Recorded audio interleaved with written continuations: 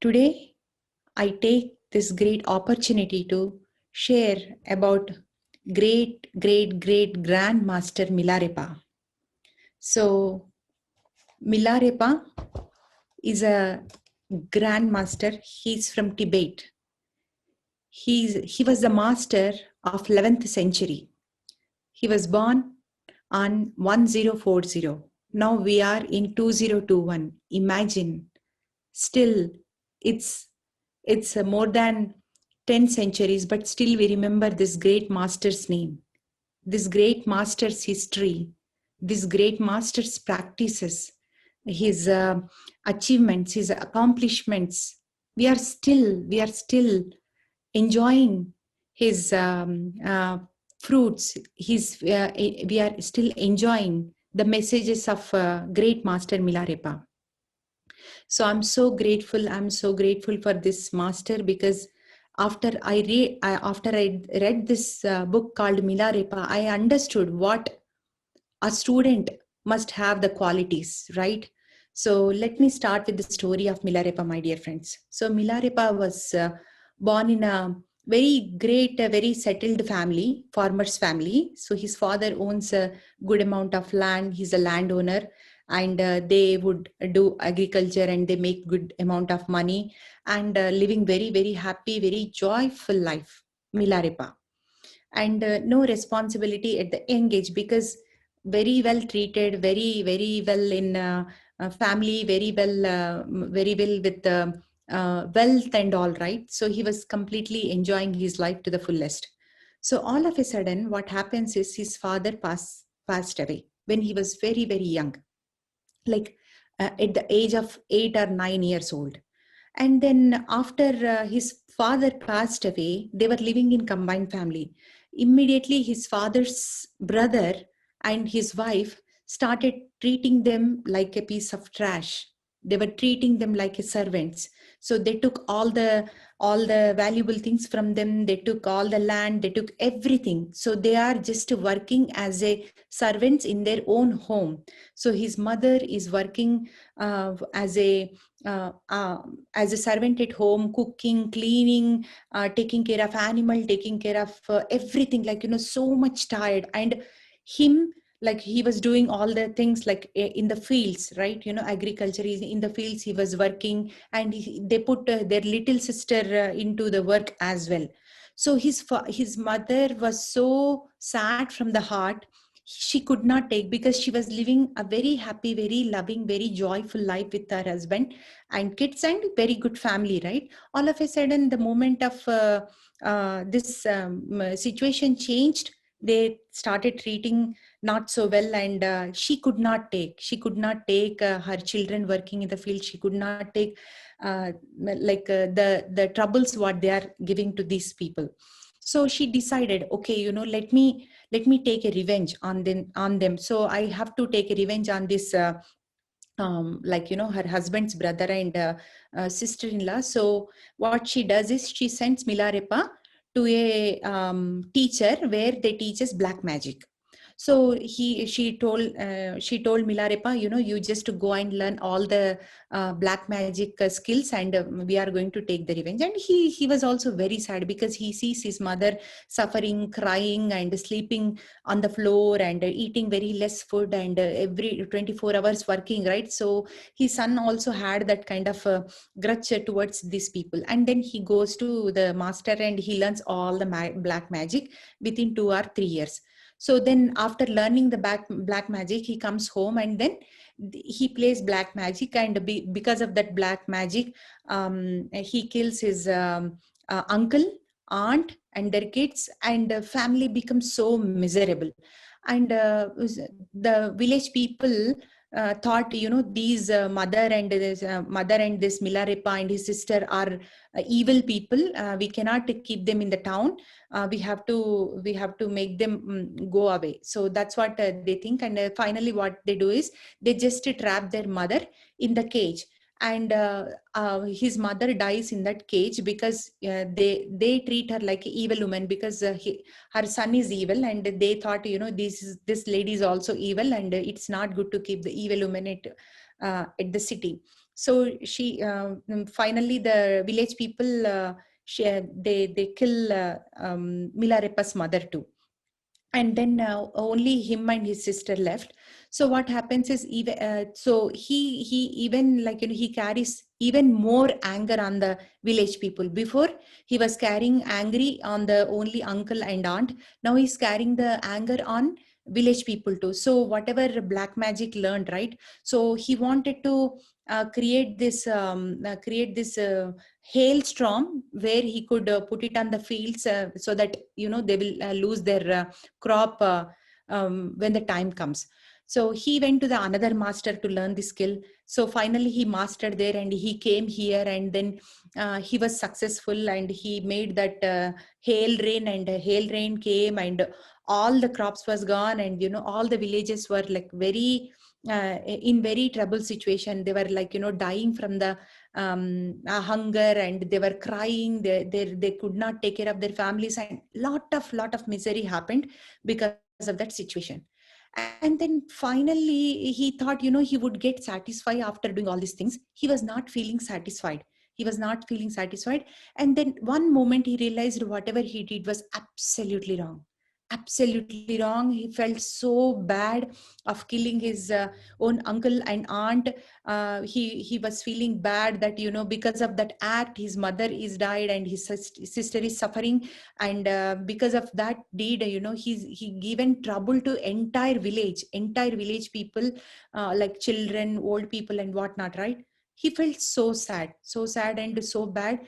Now I need to find some good teacher where I can where I can come out of this miserable situation. He was feeling sad and he want to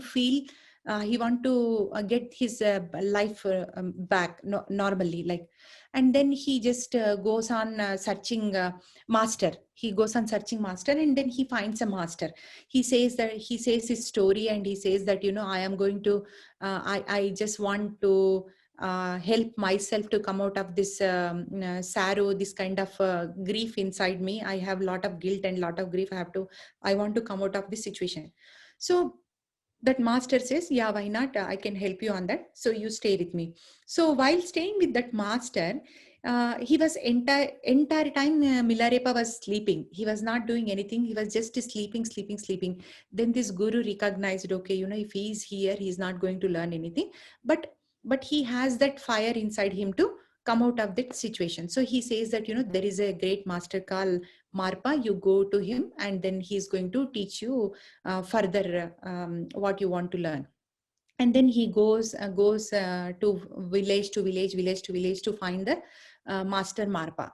So in one of the field he meets a very tall guy, and he says the moment he sees the tall guy, some kind of shivering, some kind of chills pass over to his body.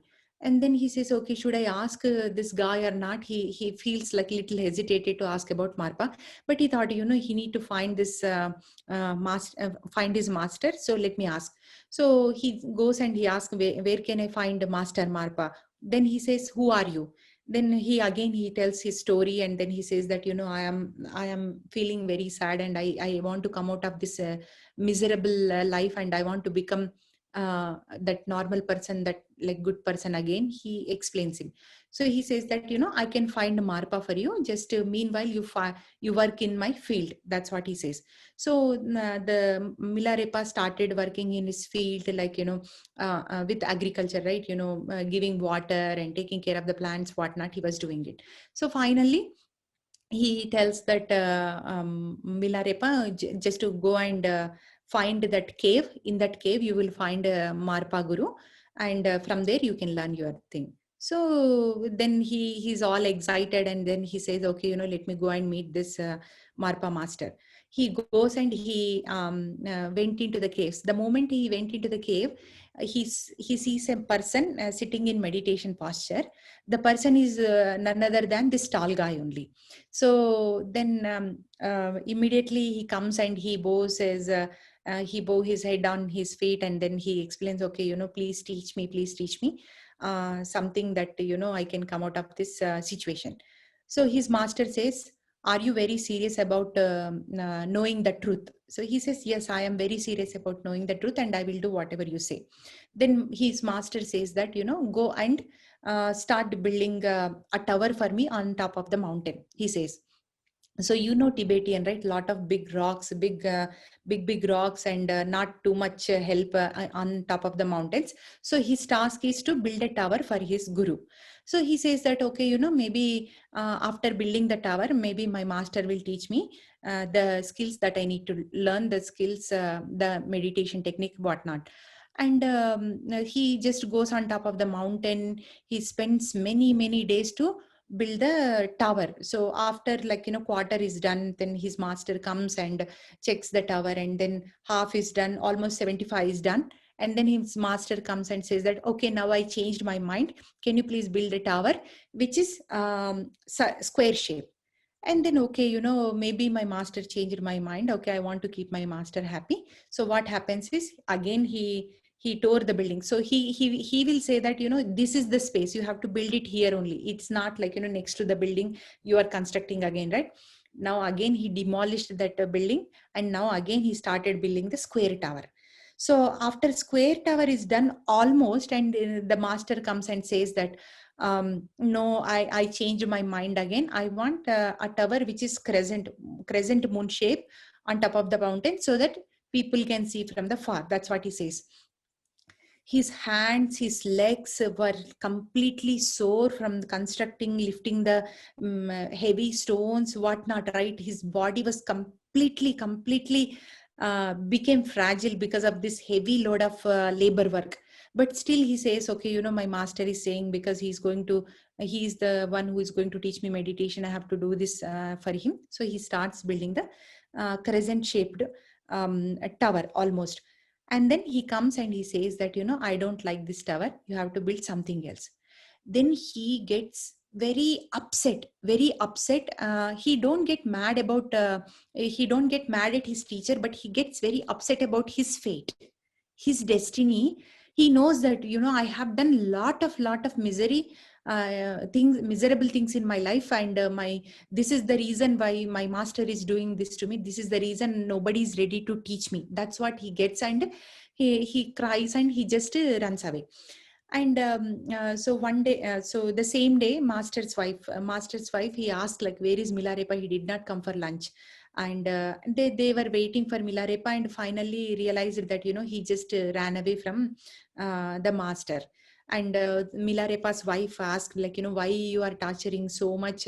You could teach him, right? Show mercy. He's with you for many months, and you are giving lot of heavy labor work to him, and then you are not showing any mercy. Whenever he comes, and you are not even talking to him in a friendly manner, whatever he does, you are just giving opposite answers, and you are not at all kind to him. So then he feels very sad that, I cannot lose my disciple, like my spiritual son. He says that, I cannot lose my spiritual son. Oh God, send me this spiritual son back again. So then Milarepa, while he was going somewhere, because he knows that, Marpa is not going to help me, so I have to go somewhere. And then he walks further, and then he decides, okay, if Marpa is not teaching, I was there with Marpa for so long, if Marpa is not teaching, nobody is going to teach me.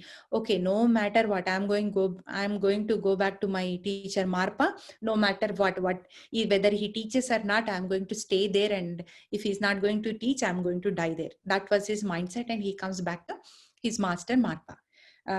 And Marpa felt so happy to see this disciple back, Milarepa back. And then before, as Milarepa was coming, he explains his his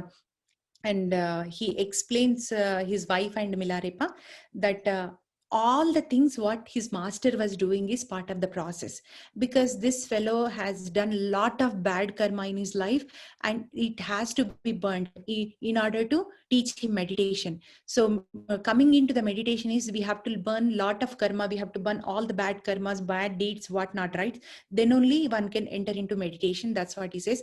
And doing all these things is part of burning his karma. When he's lifting the stones, breaking the stones and working hard. All the body is working, all the chakra is like, cleansing, all the Nadi Mandala is cleansing, everything was happening because Marpa knows, his guru, right? His Marpa knows what is happening inside, but his wife and Milarepa does not know, right? Even though he says they don't understand. So, what gurus does is very mysterious and very like, they just do it. They don't feel like to explain anything to anyone, right? So they just do it.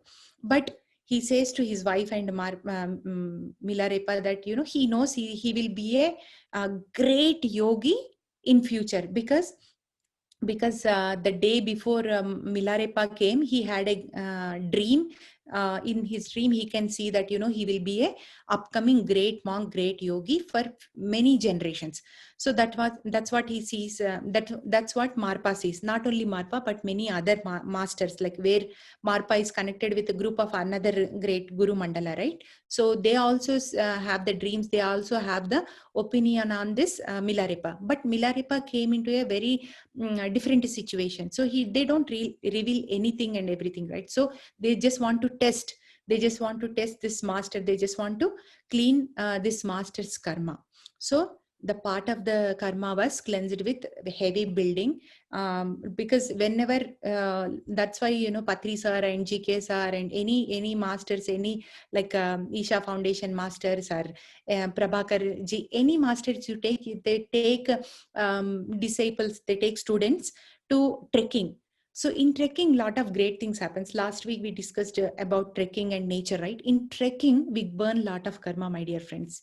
We think only we are going for pleasure, but when we trek, when we do hard work, when we do anything with mother nature or anything, we are burning lot of karma. So that's why, people who travels to this Himalayas travel, they feel so serene by end of their journey, because in that journey things are happening for them, things are changing, things are like, getting cleansed. That's why the moment they reach there, they are already clean, and that's why they are able to feel that bliss and joy, and then connected with that godliness.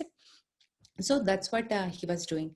So finally, Marpa says that Milarepa, teaching meditation is not a easy process. So that's why we have to be very careful, because once we teach meditation, once you start practicing meditation, every person will acquire the siddhas. Siddhas means magic, right? So, so when you have bad thoughts, magic is black magic. When you have right thoughts, magic is white magic. So the siddhas we increase in our we increase in ourselves.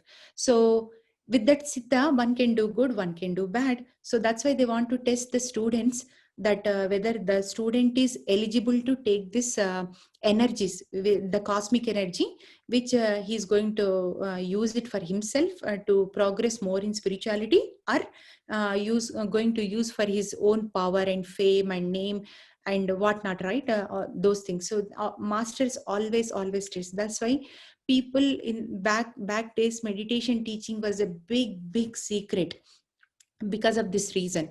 So then finally he says that, now you are ready, now let me teach you meditation.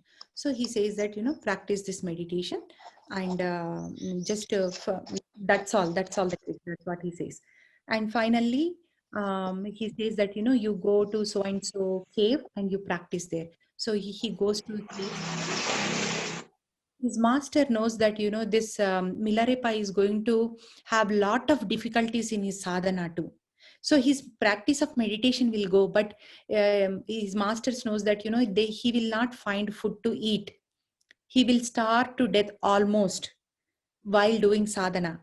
Master knows everything. Marpa knows everything. And before sending Milarepa to the caves, he tells that, you will have this kind of trouble, but I have so Milarepa makes a copper bowl. So in that copper bowl, his master puts little ghee, like butter, in the bowl. So he says that, this will help you or protect you to keep your body in condition. That's what he says. So during his journey he goes through lot of trouble, lot of hardships. He will not find food. Caves, right? Going into the caves, and cold, very cold in winter in Tibet, in Himalayas place. Imagine not having piece of cloth on his body. He's just sitting in the caves and meditating all days, all night. His only focus is only on meditation, meditation, meditation. And finally, after many, after so much practice, he gets into that enlightenment state, and he realizes his purpose of life, and he sees what was the life before this life, and the incarnations, like many incarnations, who are all the masters are helping in this journey, how he is going to progress, and he can see the complete past, complete future, at a time, as a Sakshi Bhava, right? So he sees completely, and then he is very happy.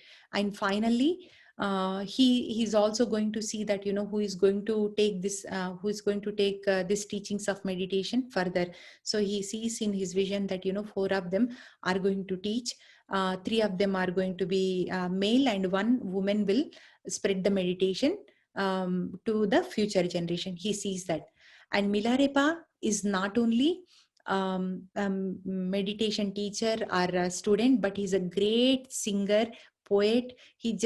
Every in Tibet in his time, he was traveling from one place to other place to other place to other place, right? He always sings about his journey, and about spiritualism, and about the life. He just sings songs and poetry, and he keeps on moving.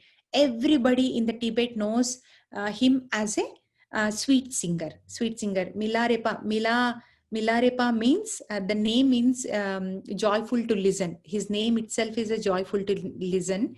So he always sings, and just like Kabir Das, he created a great poetry, awakening poetries, right? What is life? What is real? What is unreal? All those things, right? Same Milarepa. He was singing and going and teaching meditation to one and all, one and all, one and all. So at the moment of death, so he lived for 83 years. So at the age of 83 years, he came to know that, he's going to leave his body on this planet, Earth. Many great grandmasters from the heaven, all from the heaven, or I cannot say heaven, but all the higher planes, from the higher planes, all the masters, like you name, they all came for his final breath ceremony. So in that atmosphere, yogi, he is a great yogi, great saint. Many people saw this vision that, he is leaving the body. All the masters from all over the Tibet area, Himalaya area, came to visit Milarepa on his last day. And people witnessed, on when he left his breath, people witnessed, flower of shower, from the sky.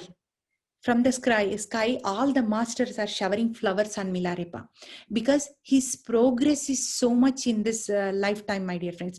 So why it is important is, in one lifetime, people take many lifetime, after starting meditation also, people take many lifetimes to complete the goal, complete the things, complete the sadhana to become enlightened. But Milarepa's sadhana, Milarepa's hard work, Milarepa's serious commitment and serious sincerity made him enlightened in one single lifetime. So imagine, a person who is like very cruel, very bad, very negative black magic person, to a great saint.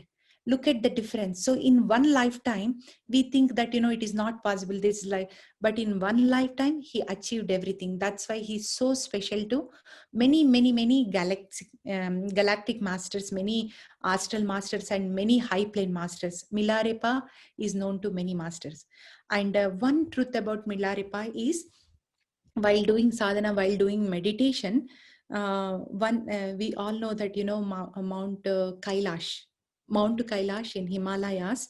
So it is not as big as Everest, it is not as big as Machu Picchu, but still nobody could climb the mountain. We all know the stories, right? We all know the story. Many people go to Manas Sarovar. It is a journey, it is a travel. You landed there, from there your journey is starting, you are traveling, you are going there. So he was doing the same thing. So everybody says that, nobody except Milarepa climbed the Mount Kailash.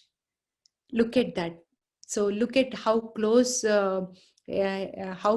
this person, how vibrated this person to climb the Mount Kailash. Mount Kailash climbing is something so sincere and so serious, but Milarepa did it. So people in Tibet, they says that, Milarepa climbed this Mount Kailash and he meditated there as well. So friends, Milarepa is a great master, and with his story, we can understand that, with seriousness and sincere effort in our journey in practicing meditation, we can achieve anything. We can achieve enlightenment. Not only enlightenment, after enlightenment there are many great stages, one after other, one after other, one after other. So he achieved many things, and he is a perfect example for all of us, saying that, in one lifetime, if you are sincere, if you are serious, and you can become one. So I am very fortunate to speak about this master. Whenever I come across about Milarepa, always I get inspired, how much hard work, how much sadhana he did, and that fires me and that helps me to create my sadhana more and to become more sincere and more serious about my sadhana. And I hope this story of Milarepa, story of this great grand master, helped you a lot. And take his life story as inspiration, and let us all continue moving in our spiritual journey, my dear friends. So I will stop here. Thank you, Sheetal. What a beautiful session. Great explanation, great wisdom sharing. What a great master. Thank you. Thank you.